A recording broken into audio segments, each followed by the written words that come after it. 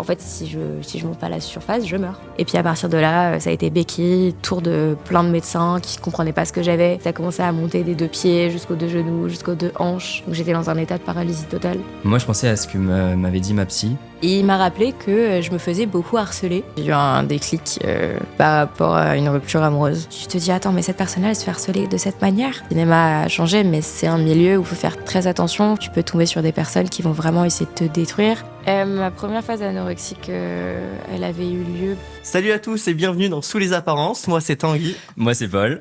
Et aujourd'hui, on est ravis de... On est en fou rire. C'est génial de commencer un interview comme ça.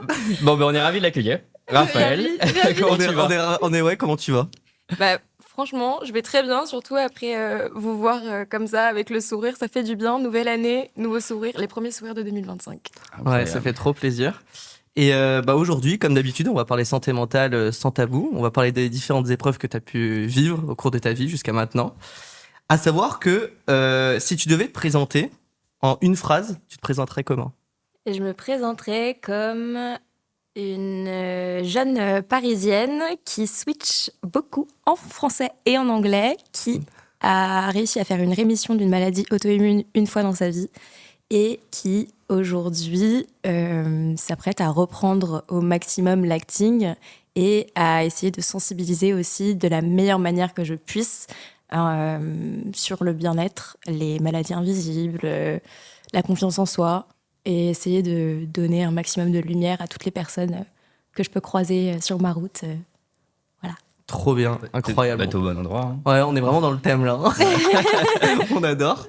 Ce que je te propose, pour une seconde fois, pour bien débuter l'interview, en général, on aime bien commencer par un petit jeu pour casser un peu les codes de la présentation, on va dire, basique. Ouais, okay. Du coup, ça va être un petit jeu sur ton enfance. Tu réponds assez brièvement, mais un peu du tac au tac. Enfin, tu réponds, si tu as envie de développer un peu, tu peux. Et puis voilà, si ça te tente. Let's go, ok. Alors, je fais Vas-y. Nickel. Alors, est-ce que tu étais plutôt introverti ou extraverti? Extraverti. Dans quelle ville as-tu passé ton enfance? Paris. Enfant rebelle ou qui suit les rangs? Rebelle. Et qui suit les rangs. Ok. Tu étais une bonne élève? Oui. À quel âge as-tu embrassé quelqu'un pour la première fois? 6 ans. Quel métier rêvais-tu de faire petite? Actrice. Et quelle personne t'inspirait le plus? Angelina Jolie. Ok. Pourquoi? À travers tous les films qu'elle faisait, je voyais une femme qui était capable de se battre, de relever l'impossible, d'essayer d'honorer sa famille, son père. Ensuite, je voyais une femme qui jouait une agence secrète qui, du coup, protégeait sa nation. Ensuite, je la voyais dans tellement de films de différents genres. À côté de ça, je suivais sa vie personnelle, où je voyais une mère qui était atteinte d'une maladie, qui luttait pour la santé, quelqu'un qui fait en sorte de donner un maximum pour des bonnes causes, que ce soit la famine dans certains pays, la guerre. En fait, c'est quelqu'un de tellement humain et inspirant en fait, à beaucoup de niveaux. Donc, c'est quelqu'un qui me touche depuis que je suis petite. Et par rapport à ta présentation, il y a le mot mission de vie qui se transperce quand même. Ça vient d'où? Le fait de vouloir aider.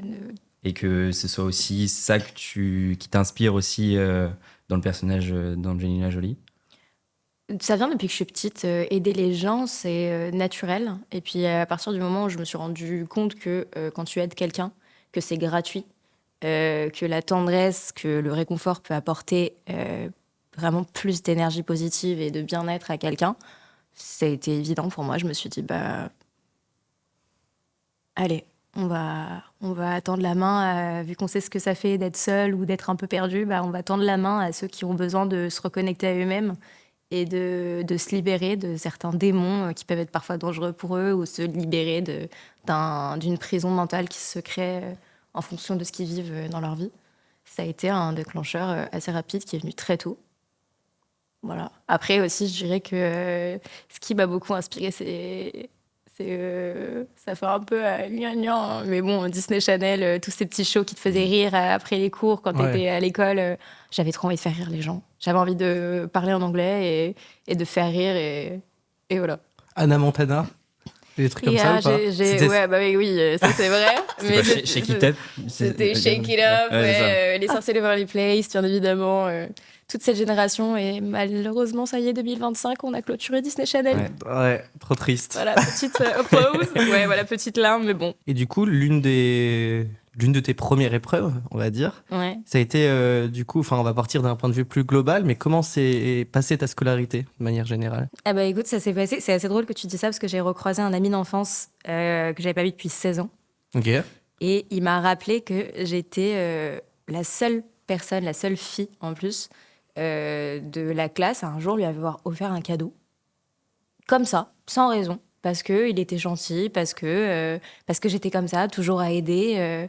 Et il m'a rappelé que je me faisais beaucoup harceler, même insulter gratuitement, que comme je savais très bien chanter, et que parfois je proposais même de chanter quand on avait des moments où on devait attendre, patienter, par exemple pour aller à un cours de sport, de basketball ou de natation, bah, y avait des filles qui m'arrachaient mes carnets de dessin, qui me disaient « t'as pas le droit de chanter, toi tu feras rien, nous on est là, toi t'es là, donc tu restes à ta place ».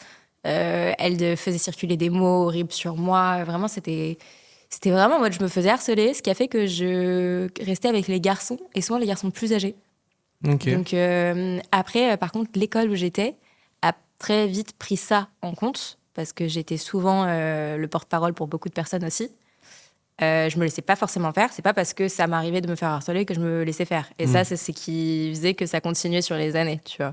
Ça me faisait me rendre compte que je renvoyais à ces personnes, même si on était des enfants, quelque chose qui les déplaisait. Et au final, quoi qu'il arrive, elles sont toutes excusées d'une manière ou d'une autre. Mais le harcèlement a commencé de la primaire jusqu'au collège. Et puis après, lycée, on m'a enfin laissé tranquille. J'étais reine du bal de promo.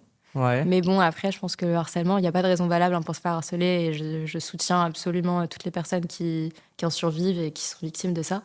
Mais c'est quelque chose, malheureusement, qui perdure. Et il faut trouver les solutions pour vraiment diminuer le niveau des personnes qui en subissent les lourdes conséquences, quoi. Ouais. Et c'était quoi, toi, tes solutions, justement, pour arriver à surpasser ça? Aucune honte à aller voir des psychologues. J'ai très vite pris conscience que si je ne parlais pas, bien que je tenais des journaux intimes, j'allais flancher parce que fallait qu'en fait les adultes soient au courant de ce qui se passe et aussi que je comprenne pourquoi j'étais en colère, parce que je voyais j'étais en colère, je me disais mais attends, mais ma colère là est en train de me conseiller quelque chose, il y a une limite qui est en train d'être barrée et j'avais pas envie que ça vire à la rage. Comme ça peut facilement virer chez beaucoup de personnes. Et on le voit malheureusement, il y a des fusillades, tu vois, il y a des enfants harcelés qui virent à un tel niveau de colère et de frustration et d'injustice que ça déshumanise complètement. Et je me suis dit, j'ai pas envie de perdre cette humanité. J'ai pas envie de perdre cette douceur que j'ai pour les gens. Surtout qu'en plus, j'étais déléguée pendant quelques années. Et je me suis dit, ok, en fait, non, ça te fait de toi quelqu'un d'intelligent. Même si mes parents voulaient me changer d'école, je dis non, je vais rester jusqu'au bout. Et je vais leur prouver que peu importe les violences, qu'elles soient physiques ou verbales, je tiendrai tête. C'est fou que tu aies pu trouver quand même des solutions, entre guillemets, un peu aussi par toi-même, contrairement à beaucoup de jeunes aussi qui finalement ne savent pas quoi faire et qui du coup n'en parlent pas du tout à ses parents ou qui n'en parlent pas à des psys, etc. Toi, tu as eu quand même un peu ce espèce de déclic à dire non, moi je veux rester pour prouver aussi la valeur que je suis, ce que j'ai envie de... Tu vois ce que je veux dire? Je voulais pas me sentir faible, en fait, aussi. Mais en fait, ça aurait pas été une faiblesse de partir. Ça aurait été aussi me protéger. Donc, j'avais pas forcément aussi toutes les bonnes réponses.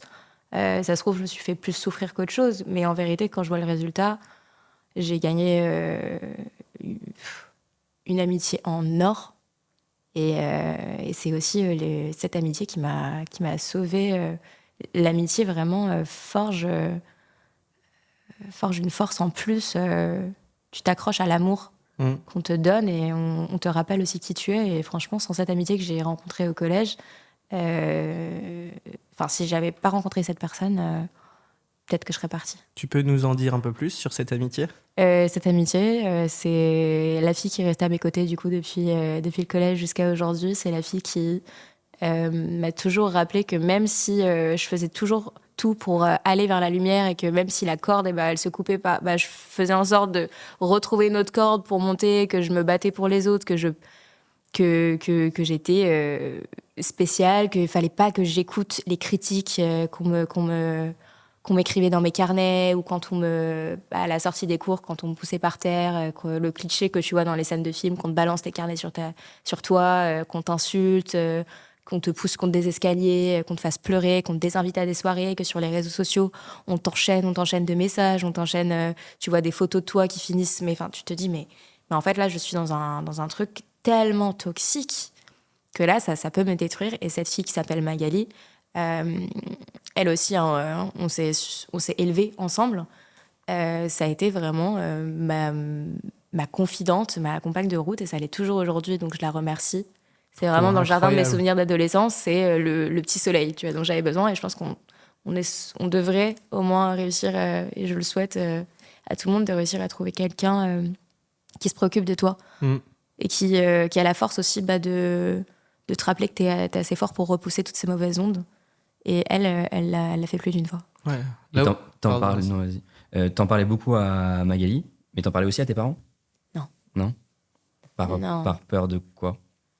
Enfin, ou est-ce que c'était déjà par peur? Non, j'en parlais pas à mes parents. Il a fallu que j'en parle à un moment parce que ça a dépassé les bornes et il y a eu une réactivité assez impressionnante au niveau même de tous les adultes et des familles, des enfants qui me harcelaient.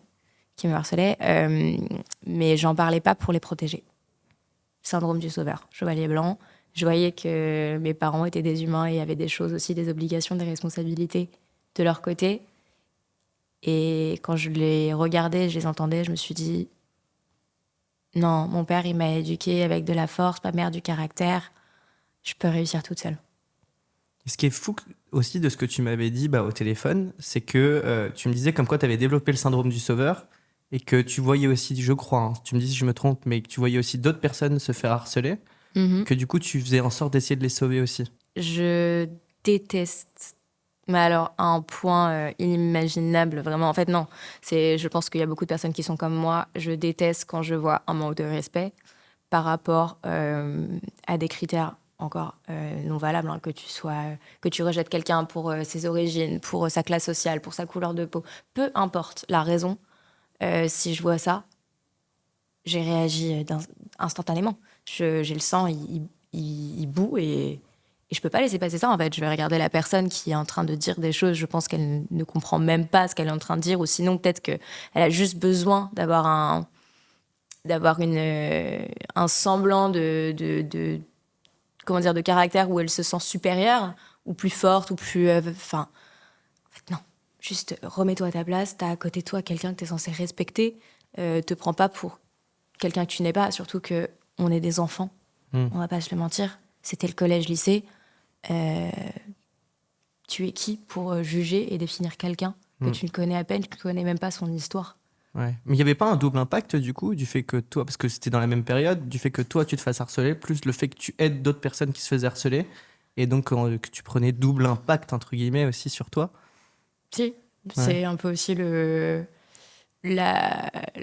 c'est une force d'être un peu le chevalier blanc, mais c'est aussi une souffrance dans un sens, parce que tu prends comme une éponge, tu absorbes le chagrin ou la douleur, ou tu réagis, alors que c'est pas toi qui est forcément censé réagir, t'es censé penser à toi, l'autre est censé penser à lui-même. Vu que l'autre ne pense pas à lui-même, et ça, tu vois qu'il est en position de faiblesse, tu réagis. Et moi, je pouvais pas m'en empêcher, quoi. Est-ce que d'un côté, ça te faisait un peu de bien de faire un peu le chevalier blanc? Ça me faisait du bien quand je voyais que la personne en face se remettait à sa place, ou que d'un coup, elle se disait « Ah ouais, en fait, je peux pas me comporter de la manière dont j'en ai envie, parce que finalement, il y a des gens qui sont là quand même pour se débattre, tu vois. » Mais je sais que je suis pas la seule à avoir ce syndrome. Et c'est aussi, il faut réussir à le traiter et s'en débarrasser, parce que quand tu grandis avec, tu comprends que c'est quelque chose à traiter aussi. C'est pas forcément... c'est une belle qualité, mais faut réussir à poser ses limites, en fait, pour se protéger. Je pense que c'est un lien, je sais pas si tu pensais à ça aussi, mais le lien du coup entre empathie et compassion. Et je pense que peut-être que quand tu as le syndrome du sauveur, tu es peut-être plus en lien et dans la compassion que dans l'empathie. Parce que tu comprends beaucoup plus les... Enfin, c'est pas que tu comprends plus, mais c'est que tu vis les choses à travers ce que les personnes vivent, eux. Donc je pense que ça va avoir un triple impact. Je sais pas si c'est ça à quoi tu pensais, mais... Moi, je pensais à ce que m'avait dit ma psy il y a quelques mois, où elle m'avait dit une phrase justement par rapport à ça, où moi, je ressentais beaucoup les émotions des autres, où par exemple, tu parlais de l'injustice ou de l'irrespect. Moi, c'est quelque chose qui me révolte intérieurement. Moi, quand je vois de l'irrespect, intérieurement, je bouillonne. Et ça m'arrivait de temps en temps justement de réagir. Et elle m'a dit, occupez-vous de vos problèmes. Et ça, c'est un vrai sujet. On peut pas s'occuper de tout le monde. Déjà, occupe-toi de toi. Déjà, toi, tu as tes problèmes. Et tu peux pas réagir en plus de ça pour des personnes que tu ne connais même pas. Parce que derrière, toi, ça va te détruire. Nous, c'est aussi pour ça que, par exemple, on a créé Média, parce qu'on a envie de créer du bon et d'apporter du bon à plein de gens. Mais il y a des moments où on a aussi des limites, on reste humain. Et on peut pas toujours apporter du bon et à réagir dans toutes les situations. Parce que, comme tu l'as dit, je pense que ça augmente ta charge mentale et au bout d'un moment, t'exploses. Et t'as réagi comment quand une psychologue t'a dit « pense à toi » mais c'est... En fait... Ça a été Ça a été un choc un peu. Hein. Ouais, je l'avais déjà pensé, mais il y a eu ce déclic de « Ah mais oui, en fait, pense vraiment à toi » et c'est... Et c'est quand même dingue qu'on doit se dire, mais il faut que quelqu'un nous le dise, ouais, cette phrase. C'est ça. L'impact, ouais, c'est ça. Des fois, il faut plus l'entendre de quelqu'un d'autre que de se le dire nous-mêmes. Ça a un impact. Parce que nous, on se le dit, mais le nombre de personnes qui doivent se le dire, mais en fait, quand tu l'entends de quelqu'un d'autre et que ça rentre vraiment dans ton crâne... Ouais, comme si des fois, nous-mêmes, c'était pas suffisant, quoi. Ouais, mais c'est dingue. Moi, je fonctionne beaucoup au déclic, je sais pas vous. Ça va dépendre, mais oui. Pour moi, c'est tellement non scalable, entre guillemets. Enfin, pas scalable, c'est pas le bon terme, mais c'est tellement... non, c'est non contrôlable. Tu sais, le déclic, oui, je travaille beaucoup au déclic comme toi, mais je m'attends jamais à avoir un déclic, quoi. C'est le déclic qui va venir d'une situation, d'une phrase, d'une rencontre, etc. Là, j'ai un déclic. Ça va t'électrocuter. Voilà, c'est ça. Et là, je fais, ok, let's go. Mais c'est pas forcément, ça va pas venir forcément de moi. Je vais me dire, je vais faire ça. N'importe quoi, au pif, une séance de sport qui va me créer le déclic de faire du sport pendant des années. Mais ça va être plus, par exemple, là, la phrase d'une personne, tu vois. En mode, ah putain, ouais, de ouf. Il faut que je fasse du sport tout le long, tu vois. Et je pense que c'est plus comme ça. Donc c'est non scalable. Toi, t'as eu un déclic comme ça récent? Un déclic où tu t'es dit, ah oui, là, ça faut que je change quelque chose ou que j'améliore quelque chose? Je l'ai eu, j'ai eu un déclic par rapport à une rupture amoureuse.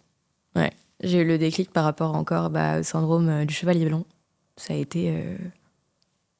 Et il a fallu, de 2009 à 2009.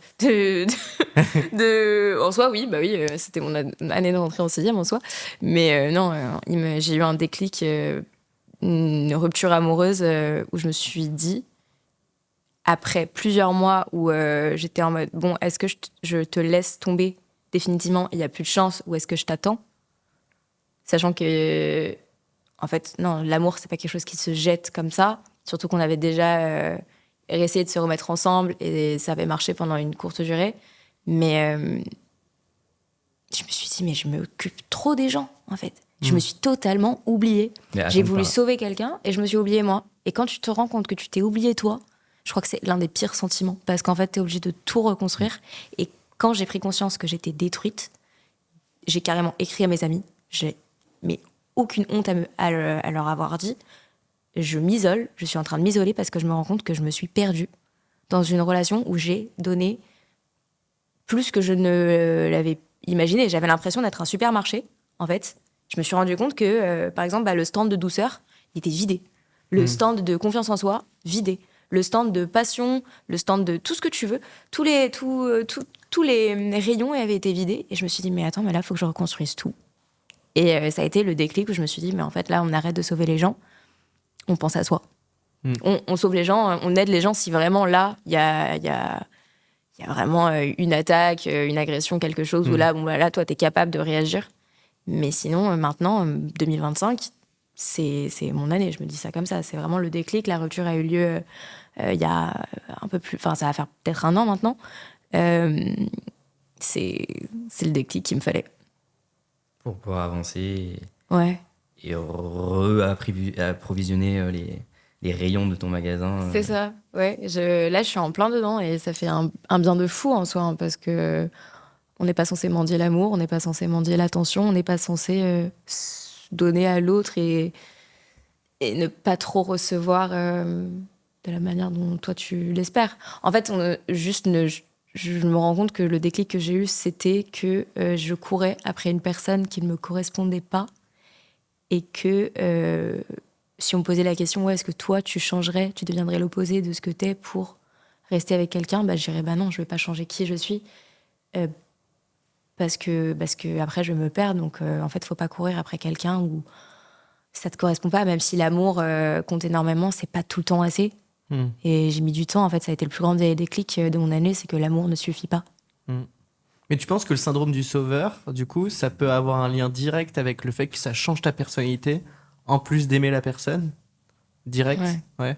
Ouais, ça te change complètement. Ok. Parce que je me dis, sans avoir ce syndrome-là, tu vois, je me dis que c'est peut-être possible, c'est pour ça que c'est juste une idée comme ça, mais du fait d'avoir le syndrome du sauveur, tu peux bien évidemment aider la personne comme il le faut, etc., etc., mais tout en restant toi-même. Alors je sais que c'est inconsciemment hein, que tu changes pour la personne, je pense, mais je pensais que c'était possible aussi, tu vois, de pouvoir agir envers une personne avec ce syndrome-là, sans forcément se changer soi. Je sais pas, c'est pas très clair ce que je dis. C'est possible quand tu, en fait, c'est comme, par exemple, comment expliquer? En fait, pour répondre à ta question, c'est totalement possible à partir du moment où tu as pris conscience que ce syndrome, si jamais tu ne le contrôles pas, il peut te détruire. Donc en fait, il faut réussir à trouver la balance, l'équilibre. Ouais. Ok. Et hop. Ok. On a parlé de déclic. Tu as eu un autre déclic aussi durant ta jeunesse qui t'a emmené vers la voie que tu as empruntée aujourd'hui. Déclic d'être actrice. Est-ce que tu peux nous expliquer comment tu l'as eu, ce déclic? En regardant le magnifique DiCaprio. Let's go. I have to learn English and I have to go to the States. Let's do this. Like, I'll be like, hi, this is your coffee, Leo. There's some milk. I know you like it with milk. Non, mon Dieu, l'angoisse. Non, mais en vrai, j'étais gosse comme ça, je m'entraînais. Je me suis dit, mais ça se trouve. Non, vraiment, le déclic, ouais, ça a été vraiment le cinéma, les films les livres sur les tournages, les backstage. C'est une passion, en fait, d'observer les humains, les émotions, les expressions faciales et de se dire, OK, bah, tu peux projeter des gens dans des univers incroyables, des histoires qui les font rire, pleurer. Et ça a été le premier déclic. J'ai pris très jeune conscience de ce que c'était le cinéma. Je me suis dit, allez, on va contacter un scénariste, on va le faire venir, on va trouver un agent. À 13 ans, j'avais trouvé mon agent. Et puis, ça a commencé très, très jeune. Hein, c'est ce que tu m'avais dit. C'était à 12 ans que tu avais un ami de ton père, c'est ça? Ouais. Donc, c'était ce scénariste-là qui, du coup, t'a provoqué la rencontre. C'est ça. Et donc, derrière, tu as échangé avec lui. Oui. Et donc, c'est là où il y a eu le déclic, etc. Ça s'est passé comment exactement? Je me souviens avoir écouté une conversation. Et je me souviens d'avoir entendu tel prénom et telle information qui allait être très utile. Je me suis dit, OK, donc je sais que le mec est scénariste. Je ne le connais pas. J'ai peut-être 12 ans, mais et alors, je suis peut-être genre une enfant. Mais les enfants, ça entend, ça comprend, ça conçoit, ça sait très bien aussi s'organiser. Et j'étais là en mode, OK, méthode d'attaque. Je retiens le prénom, je demande à mon père de contacter cette personne. Je la fais venir chez moi. Ma maman, elle était un peu... elle s'est dit, attends, mais qu'est-ce qui se passe? Ma fille, elle est en train de travailler directement. Là, elle se lance déjà à 12 ans. Que se passe-t-il?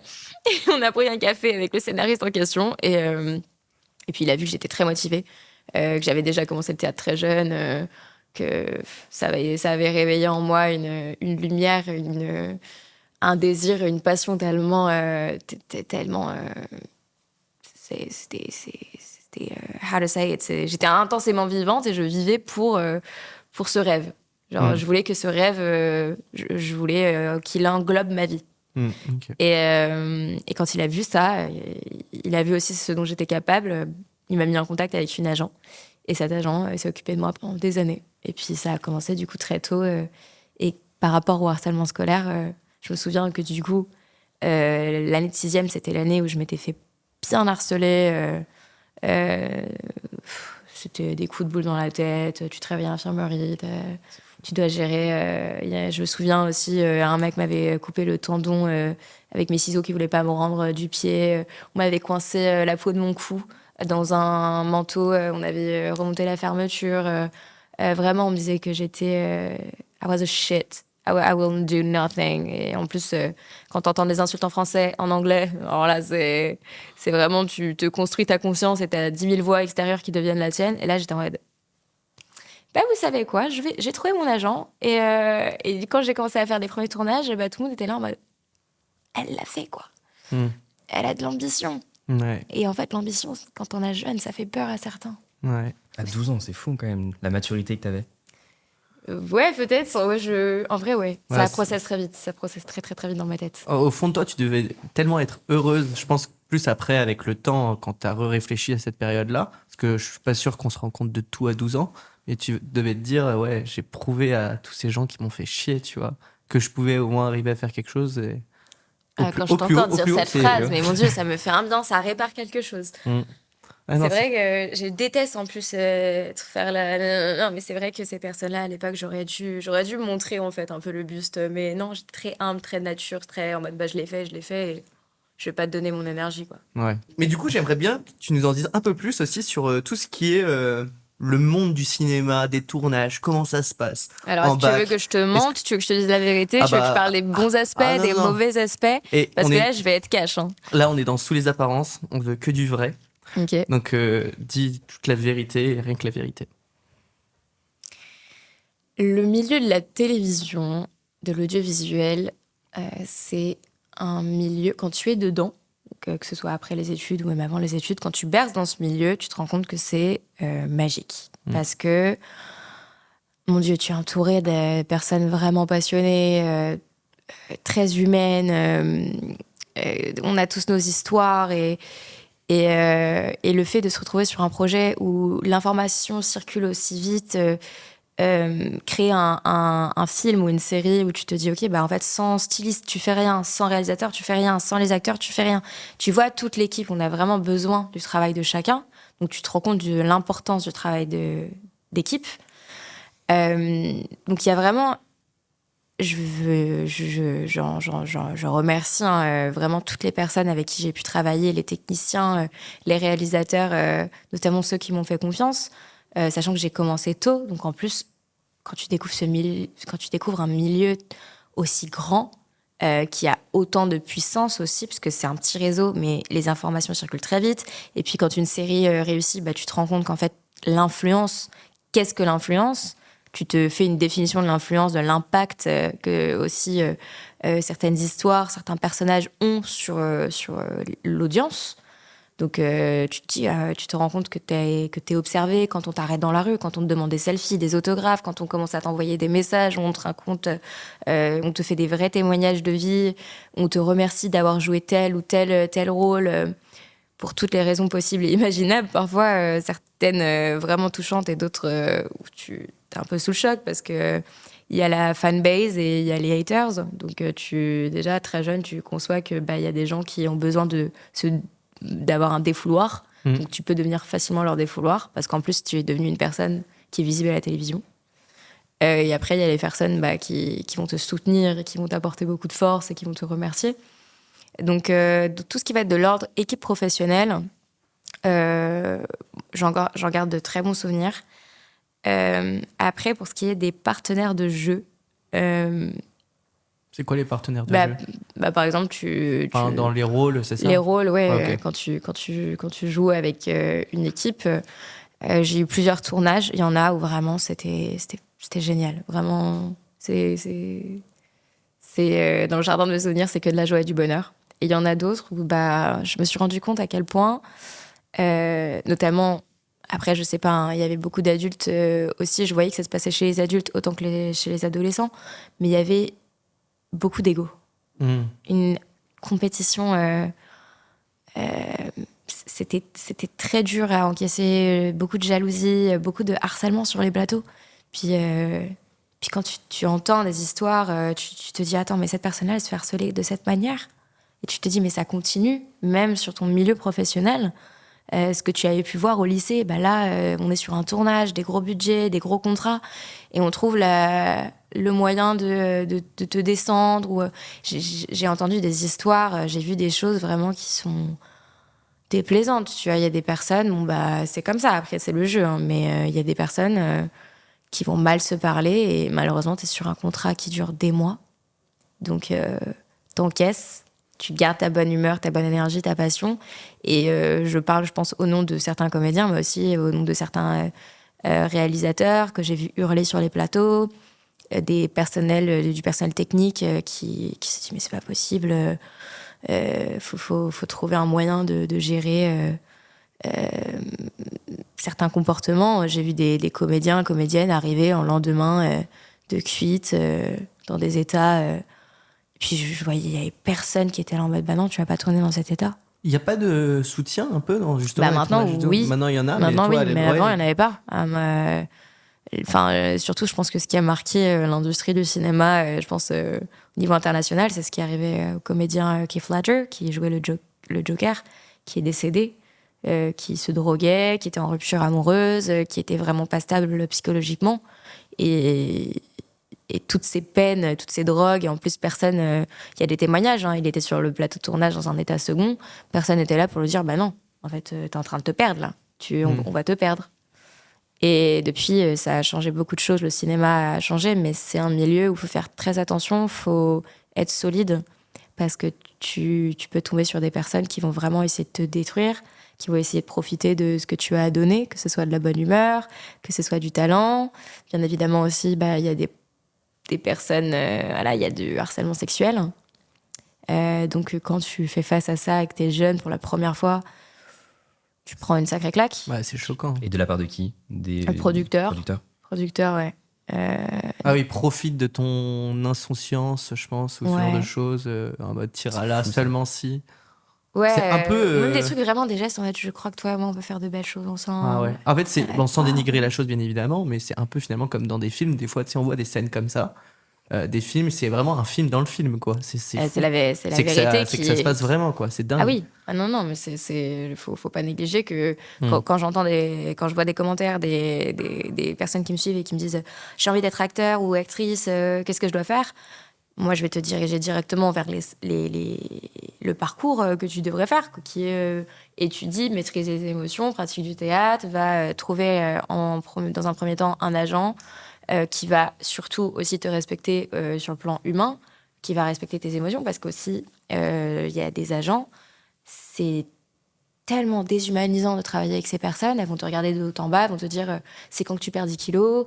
J'ai plusieurs personnes que je connais, des mecs comme des filles, qui se sont fait insulter de manière vraiment en mode ah bah t'as une maladie, mais soit t'es malade, soit t'es acteur. Ouais bah écoute, si tu deviens célèbre et que tu quittes mon agence, moi ta petite sœur je la renvoie. Ils vont te mettre sur des projets, tu vas commencer à travailler dessus pendant des mois et des mois, tu vas travailler avec les scénaristes, et là d'un coup tu vas recevoir un message qui va te dire ouais je suis désolée, t'as travaillé pendant des mois, t'as appris ton rôle par cœur, mais notre autre actrice principale, elle veut que ce soit son meilleur ami qui joue le rôle avec elle, parce que sinon elle joue pas, donc on te vire. Donc ça c'est un vrai truc, c'est que au réseau, c'est de l'entre-soi.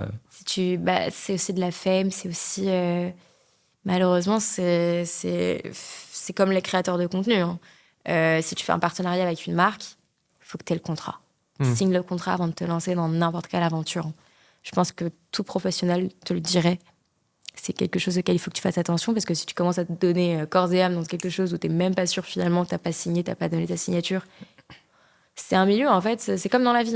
Il y a des requins et il y a des gens qui retournent leur veste, et après, il y a ceux qui gardent leur veste. Après, il y a ceux qui aussi retournent leur veste pour ensuite la jeter et en acheter une autre. Donc, ça veut dire que tu vas être leur habit un jour, et le lendemain, parce qu'ils sont devenus célèbres, je te connais plus, en fait. T'étais qui? Ah oui, c'est vrai, ouais, mais je te reconnais plus trop, j'ai plus... En fait, tu peux te faire tellement entraîner rapidement par la fame, vraiment. Mais ça t'a pas dégoûté, toi, de ce milieu alors, je parle pas dans la globalité, mais dans une partie de ce milieu-là, ça t'a pas forcément... Forcément, je pense que t'as dû passer par des périodes qui sont quand même très complexes quand tu voyais tout ça. Et tu réagissais comment à tout ça? Comment tu... Et même, on sait avec Paul que du coup, tu nous l'as raconté, comme quoi tu étais passé par une période d'anorexie et puis de boulimie. Comment, tu vois, tu fais face à tout ça? Est-ce que tu peux nous en dire un peu plus? En soi, beaucoup de réflexions intérieures, quoi qu'il arrive, hein. Je rentrais chez moi, je réfléchissais, je prenais un temps pour me détacher de tout ce que j'avais pu entendre qui n'était pas moi. Hmm. Euh, Ça devait pas être facile. Ça devait pas être facile, non, clairement, comme tu le dis, c'était pas facile, mais en même temps, je me raccroche beaucoup à tout ce que je vis de beau. Et c'est ça qui fait que je garde toujours le smile. Je récupère le smile après quelque chose de dur. Je vais quand même me concentrer sur toutes les leçons qui vont me faire grandir, que je peux en tirer, plutôt que de me dire mais pourquoi ça m'arrive à moi? Pourquoi j'ai vu ça? Pourquoi les gens ils vivent ça? Ok, qu'est-ce que je peux faire? Qu'est-ce que je peux en tirer de positif? Moi aussi j'ai fait des erreurs, hein. J'étais jeune, j'ai fait des erreurs et Comme tout le monde. ouais. Du coup, il y a Magali est là si jamais tu as besoin de parler. Ouais, exactement. Ouais, Magali. ouais. Les meilleurs amis sont là. Big love à Magali! Mais en soi, tu vois, tu me parles de ça, tu me rappelles. Mais j'ai vite aussi, grâce à ce milieu professionnel, mieux vaut que ça arrive tôt que tard, j'ai très vite vu qui était là par intérêt et qui était là pour qui j'étais. Mm. Et quand tu te rends compte que tu as des gens qui sont pas du tout là pour toi, bah, ok, bah, c'est une perte, mais c'est pour un bien tellement plus apaisant, quoi. Et comment s'est passée du coup ta phase anorexique? Ma première phase anorexique, elle avait eu lieu suite à des comparaisons. C'était vraiment l'ennemi du bonheur, c'était la comparaison que je ne cessais de faire. Je regardais les filles autour de moi. J'étais dans un lycée où les filles étaient très fines. Il y en avait certaines qui avaient clairement le profil d'être mannequin. Et je m'étais fait harceler. Je me recevais des phrases très dures juste parce que j'avais des courbes. Et, et j'ai commencé à arrêter de manger, à rester des semaines. Je faisais des footings de 6h à 8h du matin. Ah oui. Parfois, même l'été, c'était de 8h à 11h. Je mangeais très peu. J'avais arrêté tout ce que j'aimais manger, j'avais arrêté. Et puis un jour, j'avais débarqué en seconde, fit, nouveau look, nouvelle apparence. Et puis je voyais le regard des gens changer sur moi. Et c'était quand même, j'ai descendu à 47, 46 kilos. Ah ouais, ok. Et quand tu dis le regard des gens a changé, c'était en positif, négatif? Ouais, le pire, c'est que c'était en positif. Ah ouais, c'est chaud. Mm. Donc toi, tu te dis, ah ouais, donc en fait, si j'étais restée comme j'étais avant, est-ce que j'aurais le même regard sur moi? Bah non, enfin, tu commences à te faire des faux espoirs, te disant, bah allez, bah, si je suis comme ça, les gens vont m'aimer. En fait, tu commences à vivre pour les autres, le Ouais. point de vue, le regard des autres, et même pas pour le tien. Et puis, je me suis ressaisie assez vite quand j'ai commencé à faire de la boulimie, du coup. Ouais. Quand Comment j'ai ça a été recommencé quoi à un peu prendre le... du poids. Ouais. Euh, Qu'est-ce qui a fait le déclic, si on peut appeler ça comme ça, entre du coup ton anorexie et la boulimie? Qu'est-ce qui a fait que t'as commencé à remanger, mais derrière, bah... euh, j'ai perdu des amis malheureusement très jeunes, déjà la mort, très jeune. Et ça, c'est un déclencheur. Genre, j'allais trop mal et je mangeais pour combler ce vide. Et quand tu fais le deuil, en fait, tu te réalignes, tu fais le deuil de beaucoup de choses que tu as vécues, que tu arrives à te recentrer dans ta vie et que tu te concentres sur le positif et la force et le côté lumineux plutôt que la tristesse, le chagrin et tout ce qui va avec. Je me suis restabilisée. Ok. Et après, la boulimie s'est arrêtée quand? C'est à partir du moment où j'ai commencé à travailler pour faire ma première rémission de la maladie auto-immune. C'est arrivé grâce à une rencontre, mon ex-conjoint, qui m'a vraiment sorti de beaucoup de choses négatives. Et c'est grâce à lui que j'ai vraiment pris conscience de l'importance de l'alimentation, l'importance de l'hygiène de vie, l'importance de faire du tri dans ses relations. À savoir que lui n'avait pas de relation saine du tout. Donc c'est vraiment En C'est fou fait, qu'il là, qu'il t'apporte ça, alors Ouais. que lui-même, dans son entourage. Et c'est comme, tu sais, quand on est très doué pour donner des conseils, Mm. mais pour les suivre, on est nul. Ouais. Ouais. Je comprends pas notre délire. Au bout d'un moment, je me dis, mais pourquoi je n'arrive pas Alors que C'est- je sais qu'il faut faire ça. Est-ce que je suis la seule? Ah non, bah visiblement, non. Ouais, Tu vois, ouais. moi aussi. L'humain. Mm. Voilà. Vraiment, c'est Je ça. suis humaine, voilà. Je Ouais. suis pas super héroïne. Ouais, ça s'est calmé en faisant les bonnes rencontres. Du coup, c'est quoi le nom de ta maladie Alors, les initiales, c'est comme quand tu veux aller te faire masser le spa, SPA, ou pour aller adopter et sauver une vie, un chien ou un chat. Mais ça s'appelle la spondylarthrite ankylosante. Ok, et donc en quoi, c'est quoi les effets qu'est-ce que ça te fait? Alors, les effets, déjà, il faut savoir que les premiers effets que ça fait, c'est sur le plan mental, sur la réflexion. Quand tu marches au milieu des gens, tu te dis, ils ne te voient pas parce que c'est invisible. Et par exemple, si tu te fais bousculer par quelqu'un, tu te prends un coup, ça va différer en fonction du degré de ta maladie, parce qu'il y a des versions très graves où tes os se font ronger. T'en as d'autres, non. Moi, mes os ne sont pas rongés par la maladie. Et je pense que c'est aussi ça qui a fait que j'ai réussi à faire une première émission. Parce que dans la maladie, ça fait quoi sur ton corps exactement? En fait, ça va ronger tes articulations, ça va t'ankyloser, ça va te paralyser, ça va t'empêcher de bouger. C'est comme si tu étais, comme dans le Magicien d'Oz, tu es obligé de mettre de l'huile sur... c'est un chevalier, c'est ça? C'est Ouais. un robot, je crois. Ah, c'est ça. Nous, c'est ça, en fait. Mais par contre, ça va t'ankyloser, mais la douleur vient avec aussi. Mais c'est une douleur où, quand tu poses un pied par terre, tu as l'impression d'avoir des bouts de verre qui te rentrent dans les chairs. Ça te déchire du coup la peau, les ligaments, ça te déchire tout, quoi. ça dure Ça te combien brûle. Ça dure combien de temps, ça? C'est par crise? Ça peut durer 1 mois, ça peut durer 2 semaines, ça peut durer une nuit, ça peut durer 1 heure, ça tu peut sais t'empêcher jamais, de marcher pendant 1 heure, tu peux rester bloqué. Il y a des personnes qui sont en fauteuil roulant. Après, aujourd'hui, on se concentre bien plus sur cette maladie. C'est une maladie que le chanteur Imagine Dragons a. Donc, celui qui chante Radioactive, Radioactive. Ah ouais. Voilà, Ou Natural. voilà. I'm on J'aime top trop. of the world. Ouais. Donc, voilà. Énorme. Et quand tu le vois sur scène, tu te dis, mais waouh, le mec a la force physique. Donc, c'est une maladie qui, aujourd'hui, on la prend au sérieux et on arrive à la traiter. Mais encore, faut-il réussir à trouver les moyens de la traiter en dehors des médicaments. Ce qui est possible, et j'en ai vu la preuve chez mon ex-conjoint qui, lui, m'avait fait arrêter tous les traitements du jour au lendemain. Pendant 2 ans, j'avais pas eu de crise. Vraiment aucune crise. Et c'est une maladie, si jamais tu as des chocs émotionnels très intenses, comme par exemple des deuils, des ruptures brutales, des agressions physiques, si tu n'as pas la capacité de gérer le stress et de gérer tes émotions, tu peux rechuter, mais de manière très violente. Ok. Donc ça se soigne pas complètement. C'est la question que la médecine se pose de nos jours. Et t'as un exemple parlant, moi je sais, je les ai en tête, je veux que tu le dis, mais un exemple justement où t'as eu une crise et qui t'a paralysé du coup les... Oui. Je me suis retrouvée paralysée à l'hôpital. Ça a été une rechute au niveau de la santé qui a été causée par un deuil. Une personne que j'ai sauvée de la tentative de suicide. Donc les images me hantaient. Et en plus de ça, une rupture, un ghosting ultra brutal.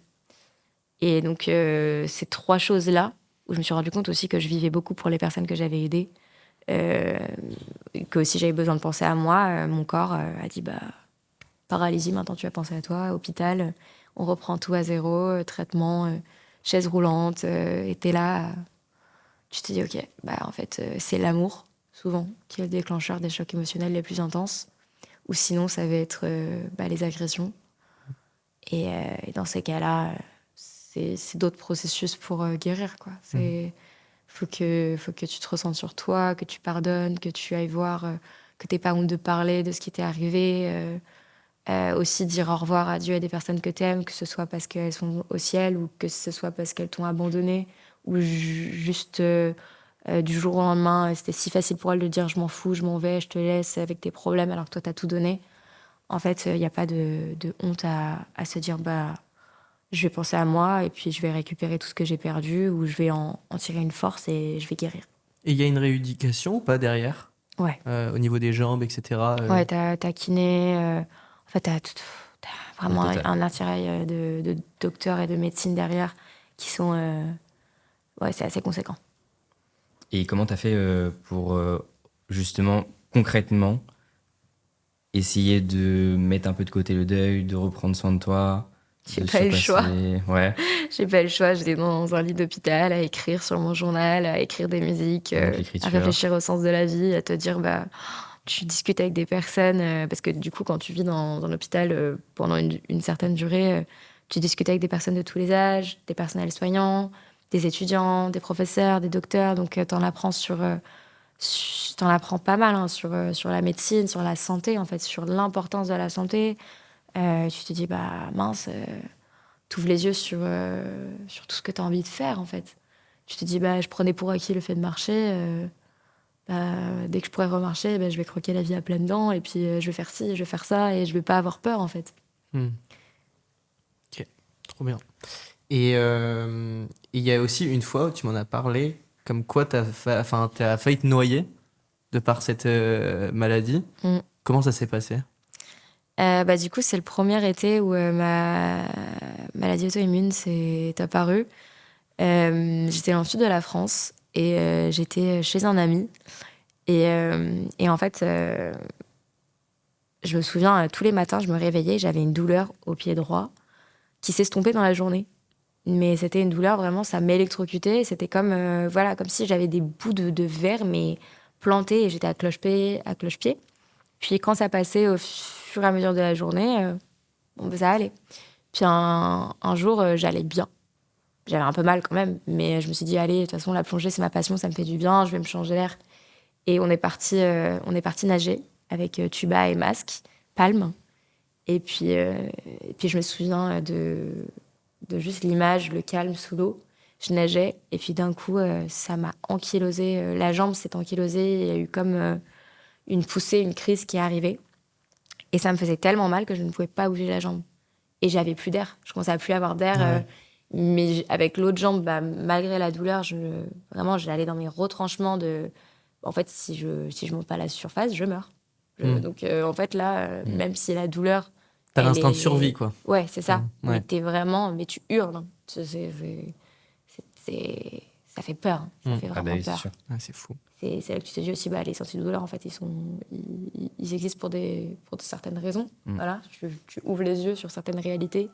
Et quand je suis revenue à la surface, bah, je me souviens que j'ai crié et puis on m'a aidée. Et puis je me souviens du visage d'une femme qui avait vraiment les mains comme ça, euh, qui faisait partie de la famille de mon amie, qui a commencé après à me parler de ce qu'elle avait eu comme autre symptôme, mais rien à voir avec la spondylarthrite ankylosante, mais il y avait quelques similitudes. Et je voyais en elle la peine dans ses yeux. Et puis à partir de là, ça a été béquille, tour de plein de médecins qui ne comprenaient pas ce que j'avais. Ça a commencé à monter des 2 pieds jusqu'aux 2 genoux, jusqu'aux 2 hanches. Donc j'étais dans un état de paralysie totale. Et puis à partir de là, je suis arrivée à Paris, on m'a mis sous des antidouleurs. Et puis quand on m'a annoncé ce que j'avais, il y a eu une ambiance froide, très froide, genre glaciale. Les secrétaires qui m'avaient accueillie avec le sourire quand elles ont entendu ce que j'avais, je me suis dit, mais c'est la fin du monde, c'est quoi? Qu'est-ce qui m'arrive, en fait? Je savais pas ce qui m'arrivait. Et finalement, des années plus tard, même si je suis tombée sur des gens qui m'ont dit, mais oublie ta vie d'avant, hein, oublie ta vie d'avant, c'est catastrophique ce qui t'arrive.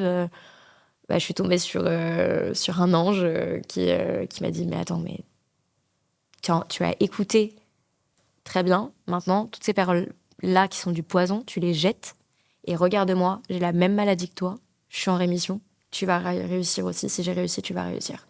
Donc j'ai eu cette personne qui m'a tendu la main, qui m'a prouvé qu'on pouvait, avec le mental, la force du mental, avec une hygiène de vie et la volonté aussi de guérir et de se rendre compte que bah, la santé, la vie, tu l'as qu'une fois. Bah, j'ai réussi à faire à faire la rémission que je voulais faire. Bon, il y a eu une rechute après. Hein. Ça, c'est un combat que les gens suivent sur les réseaux, que j'ai plus honte de montrer, parce que je me suis dit, si les personnes du cinéma apprennent ça, j'aurais plus jamais de rôle. Et au contraire, je me suis fait repérer. Et c'est comme, par exemple, tu vois, Selena Gomez, qui est très célèbre aussi, très engagée sur la santé mentale, qui a une maladie auto-immune. Ça l'empêche pas... certes, elle a eu des sacrées hospitalisations. C'est une actrice qui, aujourd'hui, elle est nominée pour des prix grandioses. Elle a fait des performances incroyables dans plein de films, plein de séries. Et c'est pas parce que tu es atteint d'une maladie auto-immune que le monde va s'effondrer. Il faut absolument pas écouter tout ce que le personnel soignant pourrait dire de négatif. Il faut aussi se faire confiance, se battre. Et il y a un moment donné où, avec le temps, la patience, on guérit. Il faut vraiment garder ça en tête. Parce que là, quand tu perds espoir, si t'as personne pour te relever, ce qui arrive à beaucoup de personnes. Et là, j'aimerais dire à ces personnes-là, si jamais ça vous arrive d'être seul et de perdre espoir, sachez qu'en fait, vous n'êtes pas seul. On est tous dans le même bateau et qu'il n'y a pas de honte de demander de l'aide et que surtout, en fait, ne perdez pas confiance en la capacité du mental. Parler sur les réseaux sociaux, en règle générale, que tu parlais du coup de ta maladie, mais tu parlais aussi beaucoup de violence. Est-ce que tu peux nous en dire un peu plus ? J'ai été victime de plusieurs agressions. Notamment le type d'agression où tu vois vraiment la mort de très, très près. Des agressions au couteau, des agressions physiques, verbales, ou même des proches, un proche notamment a fini à l'hôpital. Et j'ai ces images qui m'ont beaucoup traumatisée pendant longtemps, que j'avais du mal à gérer. Je prenais des séances d'heures de méditation, d'hypnose, de MDR. Et ce que je veux dire à ces personnes, si elles sont victimes de violences, d'abus sexuels, de n'importe quel type d'injustice, surtout quand tu es censé être aidé, alors que en France, on va te dire c'est 20 000 € pour une procédure d'assises. Oui, en fonction de ce qui vous est arrivé, c'est ci, c'est ça, alors que tu es un survivant, quoi. Tu es une survivante. Il y a plein de personnes qui sont victimes et je suis très engagée là-dessus. Et je compte en faire pas mal de courts-métrages parce que quand on se renseigne, c'est quand même dingue de voir les conséquences, les aides qu'on peut obtenir, celles qu'on est censé obtenir, celles qu'on n'obtient pas, et surtout l'importance en fait d'en parler. Si tu vas aller voir un psy, si tu es victime de violence, en fait, n'aie absolument pas honte d'en parler. Ça veut pas dire que t'es faible ou que t'es fou, quoi que ce soit. C'est des choses à prendre très au sérieux, qui traumatisent, qui changent un mental, qui peuvent te faire perdre des relations parce que t'as pas traité ce que t'avais besoin de traiter. Donc, j'ai vécu pas mal de violences. Ça m'a rendue tellement faible et c'est pour ça que je veux absolument pas que des gens se sentent seuls. J'ai envie que les gens entendent que on est dans le même bateau, que c'est terrible, c'est injuste, mais ce monde est barbare, que on vit pas dans un monde de bisounours. Donc, protège-toi, pense à toi, renforce-toi, profite de ta vie quand même. Ne laisse pas ces violences, ces agressions t'enlever toute la lumière, tout le positif en fait. Quoi qu'il arrive, t'en ressortiras plus fort si tu le choisis. Et la volonté, vraiment, de continuer à reprendre. Si tu veux réécrire ton histoire, réécris-la. Les agressions, c'est des choses... je pourrais en parler pendant des heures. Et en soi, j'ai été aidée. Et je remercie les personnes, les amis qui m'ont soutenue. J'ai pas eu honte d'envoyer des messages, des alertes SOS, s'il vous plaît. Mais ouais, de toute façon, on le verra sur mes réseaux sociaux. Que ce soit les agressions physiques ou autres. J'en parlerai et je ferai du mieux que je peux pour aider les personnes aussi qui ont besoin de trouver les solutions. Trop bien, bravo à toi. On va inviter tout le monde qui regarde à te suivre. On mettra de toute façon tous les liens dans la description. C'est cool. Merci beaucoup pour ton partage. Ouais, merci beaucoup Raphaël. Avec plaisir. Vraiment, c'était pour incroyable. ta transparence. Et ta résilience surtout. Parce ouais. qu'on n'a pas eu le temps de développer à fond ta résilience, mais on voit que tu grandis à travers toutes ces épreuves-là. Donc c'est vraiment incroyable de t'écouter. Oui. Et merci beaucoup. Merci de me rappeler le parcours, tout ce que j'ai pu parcourir. Et aussi, ça rappelle aussi tout ce qu'on est et tout ce qu'on veut s'attirer. Et finalement, je m'attire, comme vous, des personnes qui représentent ce que j'ai en moi, ce que je veux être. Et je vous souhaite tellement de bonheur et de santé. Et surtout de ne pas minimiser tous les efforts que vous pouvez de fou. Fournir pour vos projets professionnels, pour votre propre santé mentale. Et surtout, vraiment...